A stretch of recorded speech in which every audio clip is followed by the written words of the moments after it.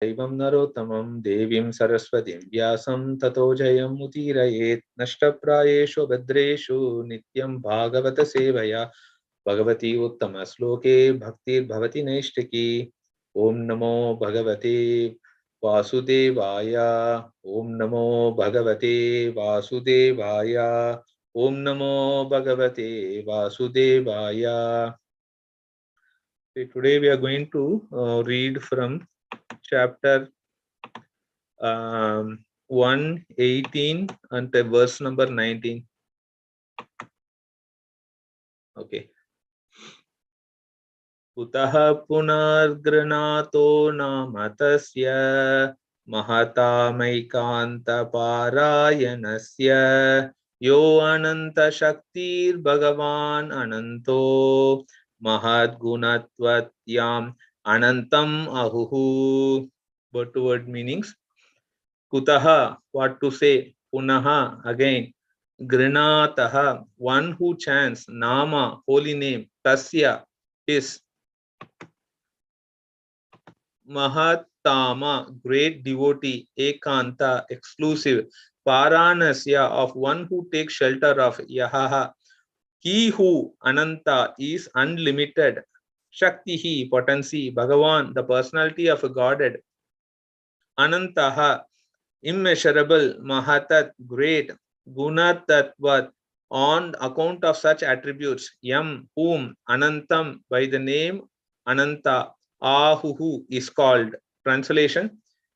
And what to speak of those who are under the direction of the great devotees, chanting the holy name of the unlimited, who has unlimited potency. The personality of a godhead, unlimited in potency and transcendental by attributes, is called Ananta, unlimited. Purport by His Divine Grace, A.C. Bhaktivedanta Swami Srila Prabhupada Ki Jai. The Dvija Bantu, or the less intelligent, uncultured men born of a higher caste, put forward many arguments against the lower caste men becoming Brahmanas in this life. They argue that birth in a family of Shudras or less than Shudra is made possible by one's previous sinful acts, and that one therefore has to complete the terms of disadvantages due to lower birth. And to answer the false logician, Srimad Bhagavatam asserts that one who chants the holy name of the Lord under the direction of a pure devotee can at once get free from the disadvantages due to a lower caste birth. A pure devotee of the Lord does not commit any offense while chanting the holy name of the Lord. There are 10 different offenses in the chanting of the holy name of the Lord. To chant the holy name under the direction of a pure devotee is offenseless chanting. Offenseless chanting of the holy name of the Lord is transcendental, and therefore such chanting can at once purify one from the effects of all kinds of previous sins. This offenseless chanting indicates that one has fully understood the transcendental nature of the holy name and has thus surrendered unto the Lord. Transcendentally, the holy name of the Lord and the Lord Himself are identical, being absolute. The holy name of the Lord is as powerful as the Lord. The Lord is the all-powerful personality of the Godhead, and He has innumerable names, which are all non-different from Him and are equally powerful also. In the last word of the Bhagavad Gita, the Lord asserts that one who surrenders fully unto Him is protected from all sins by His grace of the Lord. Since His name and He Himself are identical, the holy name of the Lord can protect the devotee from all effects of sins. The chanting of the holy name of the Lord can undoubtedly deliver one from the disadvantages of lower caste birth. The Lord's unlimited power is extended on and on by the unlimited expansion of the devotees and incarnations, and thus every devotee of the Lord and the incarnations also can be equally surcharged with the potency of the Lord. Since the devotee is surcharged with the potency of the Lord, even fractionally, the disqualification due to lower birth cannot stand in the way. Om Ajnanatimirandasya Gyananjana Shalakaya Chakshurunmilitam Yena Tasmai Shri Gurave Namaha Shri Chaitanya Manobhishtam Sthapitam Yena Bhutale Swayam Rupa Kata Mahyam Tadati Swavatantikam. Welcome devotees to the Bhagavatam class. I seek this opportunity to take your blessings of all assembled Vaishnavas and Vaishnavis here, so that I can speak something meaningful for the pleasure of my spiritual master and to our deity Shri Srimad Gaurachandra. So today in verse 1, 18, 19, this is talking about first is talking about the lower birth caste, the like lower caste birth that is been assigned automatically. So that's as a soul, or like we don't have much control over it, and it is not an impediment. Yesterday, Vinod Bihari Prabhu really touched base a lot of good points, that there is no impediment for lower caste birth and engagement in the spiritual activities. So that is wonderful thing. Like if it is so, then only a few people in the society can be eligible to perform devotional service or any spiritual activities for that matter. So the birth rate, right? So Srila Prabhupada said the High Court judge and the son of the High Court judge are not the same. So High Court judge, he is qualified to become a High Court judge, and he has been appointed by the government to act as a judge to give judgment in the court cases and the legal activities. However, just because I am the son of an High Court judge, I cannot, unless I'm qualified, I am not entitled to go and to even to look into the legal cases, even though it may be available in my home. Just because my father is a High Court judge, I'm not entitled to go and look into the papers. I'm not supposed to get into those things. So that is not the case. So the quality is very important here.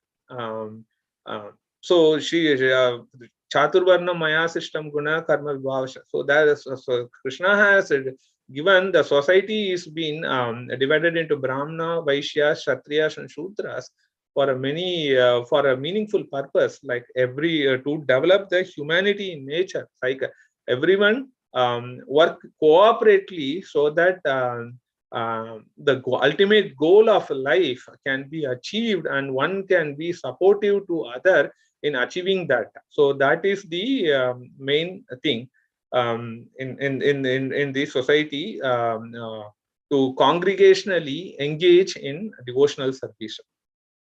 If you see the birth and the qualities, yesterday Prabhu covered about Haridas Thakur. He was born in a Muslim family, and he was known as the Namacharya.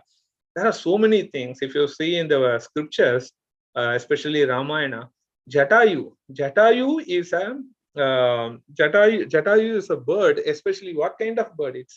It's not a peacock or a royal bird. It's a vulture. Vulture is generally a degraded bird. So it does not have the same elevation like a peacock, because people likes to go and watch peacock, especially when it is when it opens its feathers and dance. It's so nice.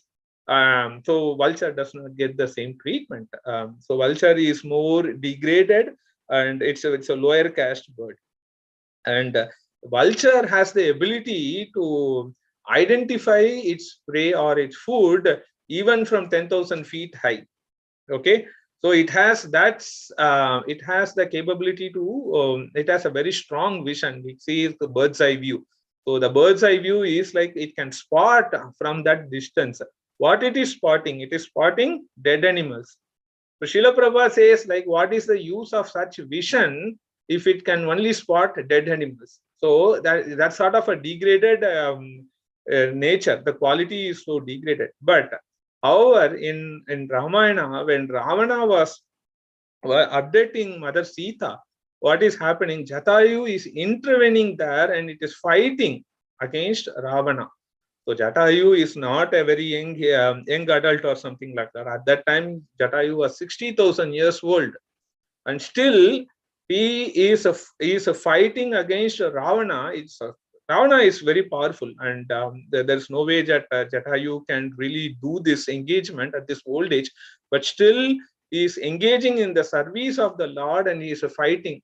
And when Ravana chops the feather or the wings, when Ravana chops the wings of a Jatayu, Jatayu is falling down unconsciously. And at that time, Mata Sita, she is going there and she is going and embracing Jatayu. There are so many questions that comes like, why is Mother Sita embracing Jatayu? The answer to that, Vaishnavas has said, Acharyas has said that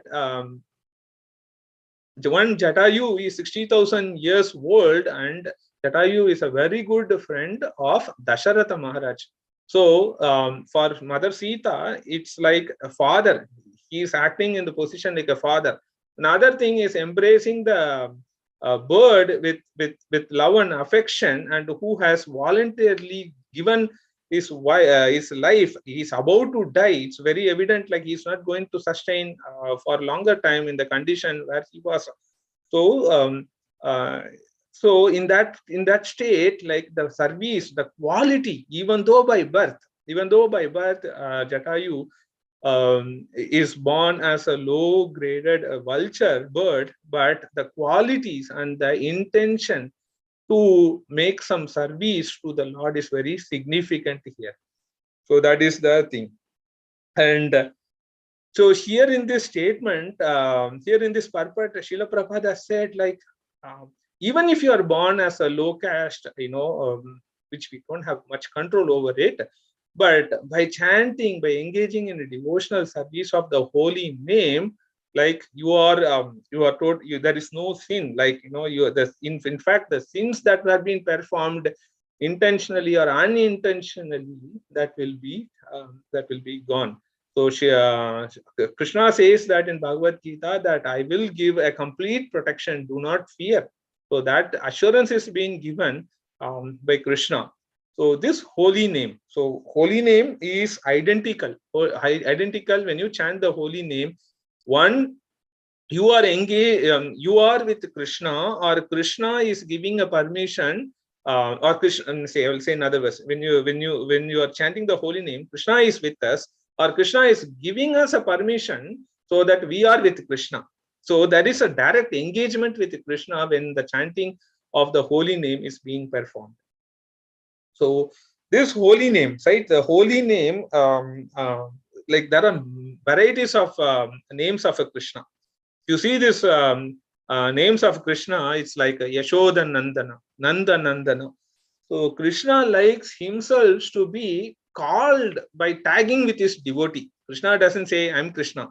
He always is a Bhaktavatsala. He likes to glorify his devotees. So it's like Rohini Nandana. Krishna is always tagging with the devotees. It's his exalted devotees. So that is the Krishna likes devotees. His devotees should be glorified by associating with the exalted devotees, and who has rendered the entire life and soul in Krishna's pastimes. So that is the best part of it. And the holy name of a Krishna, when it is being chanted, like it cleanses. It does a lot of good things. And in one statement that Srila Prabhupada says, I had an opportunity to hear one of the lectures, and it was quite evidentially said. At one time, Mayavadi person, I think it's in Chennai, Madras, he visited Srila Prabhupada. And Srila Prabhupada gracefully allowed him some time. So he visited Srila Prabhupada and he said, Swamiji, you have in this purport, it says that it says this, and you are saying that the sloka is saying this, and the translation is saying this. There is no word Krishna mentioned, but your purport and in the whole thing you are talking all about Krishna said, Krishna is this, Krishna is that. And Srila Prabhupada, is it so really? Okay. Any other place you have something, you identified this defect? And then he was so excited. And then he was saying, this verse is saying that, and you have made the similar mistakes. And he was keep on pointing, and the devotees in the room, along with Srila Prabhupada, they're wondering why is Srila Prabhupada encouraging this person, and why is he even tolerating this person like it? Srila Prabhupada is, if you cannot speak any nonsense in front of Srila Prabhupada or to Srila Prabhupada disciples in these days, like they will immediately cut the nonsense. And and they were really wondering what is happening, why is Srila Prabhupada tolerating this person? And it goes on and on for 1 hour. And when after 1 hour, like Srila Prabhupada said, like called his disciples and asked him, give some prasadam to this person. And then he left the room. And the devotees, after this person left, immediately approached Prabhupada. Prabhupada, like we were really wondering why you are encouraging this person to talk like this. And they were very curious. And Srila Prabhupada responded that, oh, you didn't know that he was calling the names of Krishna. He was saying, even though his mood is to point defects or to escalate some sort of negativeness, but he was saying, here is Krishna, you didn't do, and this verse, there is Krishna. He was keep on calling the name of a Krishna. And when he do this, when he even call the names of a Krishna again and again, he will be sufficiently purified when he comes and visit us next time. And he will be in a mood to really read and accept the content and the devotion of a Krishna. So Srila Prabhupada was really encouraging, somehow or other, if you chant the name of a Krishna, there is a direct impact, and it is going to transform, and you are going to be you are in a mood to receive and accept the devotional energy into it. And the teasing of Krishna's name is all there in the early moment of ISKCON, like it's called even my spiritual master says that in front of a school, when ISKCON was there, the school students were like used to say Hare Krishna. They imitate the holy name. And it is fine, like there is a potency to that when you hear the holy names or imitate them for this. And we are all generally known as Hare Krishnas, like that's why we don't really say hi, hello, hola or anything much, but we just say like when you meet or devotees or even someone, like when they identify, like last week when we went to Costco, the exit person who used to check the bill, when she saw us, and she saw my wife with the Kantimala, like when we were walking out, and she said, Jai Shri Krishna. That is the attraction that is happening when they see devotee, even when we are not in a Vaishnava attire, somehow or other they identify through the neck beads, and they will say like, okay, there's our Krishna devotees. Let me chant the name willingly, Hare Krishna or Jai Shri Krishna. So that is the potency. And if you go to Vrindavan, right? So everywhere in Vrindavan, even the small kids, when we go to the yatra, they all stop and say Radhe Radhe. And Maharaj also stops even with a small boy, like he will, and then they respond to him and saying Radhe Radhe. So that is the glorification of the name, and that is the important activities when you chant the name. What happens exactly when we chant the holy name? So it is said like Cheto Darpanamarjanam, Bhavamaha Davagni Nirvapanam, Shreya Kairava Chandrikavadan, Vidyavadu Jivanam, Anandambudibhagam, Pratipatam Purnamudasva, Sarvatma Snapanam, Param Vijayate Sri Krishna Sankirtanam, Param Vijayate Sri Krishna Sankirtanam. Chaitanya Mahaprabhu said that holy name has the ability to transform one. So we have accumulated lots of sins and bad qualities. So those bad qualities will be transformed. The cleansing of a mirror, when you cleanse the mirror, you can see the objects nicely. So similarly, when you cleanse the heart, all these misconceptions that we are carrying and all those things will be purified. So in the connection with the Ramayana, yesterday I had opportunity to listen. So it said that why Rama shot an arrow at the heart of Ravana, and that's how he was put to death. Why exactly in the heart? The heart is where the place where the lust resides, and Ravana is an embodiment of lust. So you cannot destroy lust by intelligence, any sort of material intelligence, any smart algorithms or logic. With that, you cannot destroy the lust. So only when your heart is transformed, okay, so that is where you have the ability to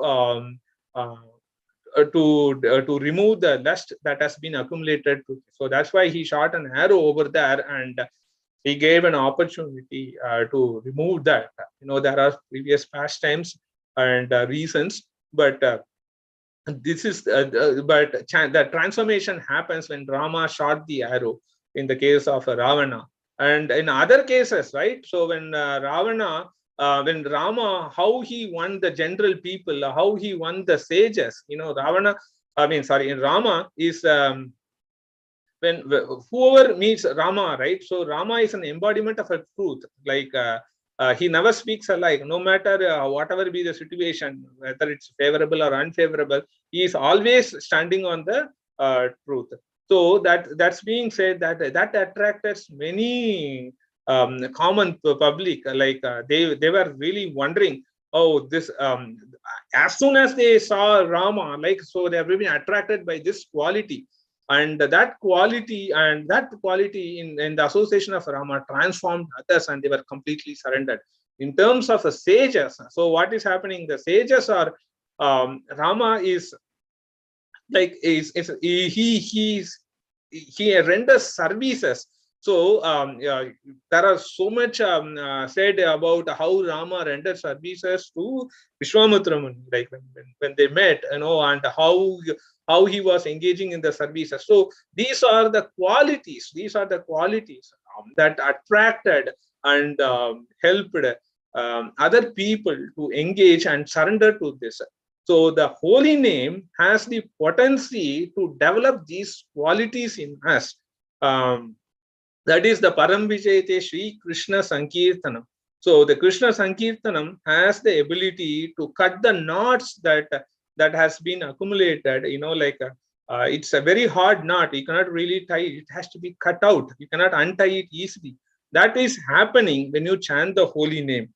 And this holy name is so powerful that we can take the opportunity of the Kartik month, that when we chant the holy name, that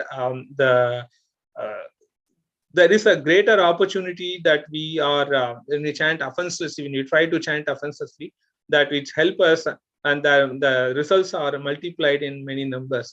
So thank you very much for providing this opportunity to speak something about the holy name.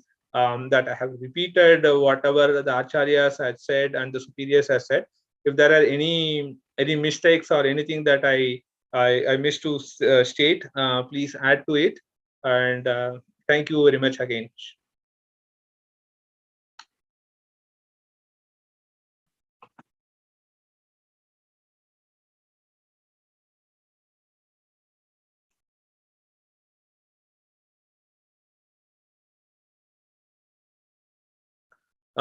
If there are no questions or discussions, probably Lingaraj Prabhu, I think this is the time. I have 4 minutes left. I can give the time back. Okay, Srila Prabhupada ki jai, Srimad Bhagavatam ki jai. Hare Krishna. Hare Krishna.